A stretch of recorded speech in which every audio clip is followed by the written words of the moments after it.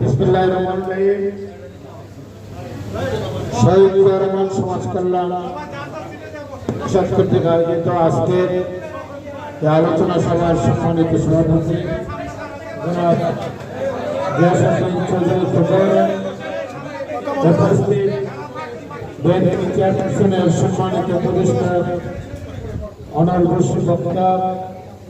নবপুর গণঅভ্যুত্থানে যদি হাবিবুর রহমান হাবিব সেদিন যদি বেমানি করতে অনেকেই করেছে, দুই তিনজন ছাড়া,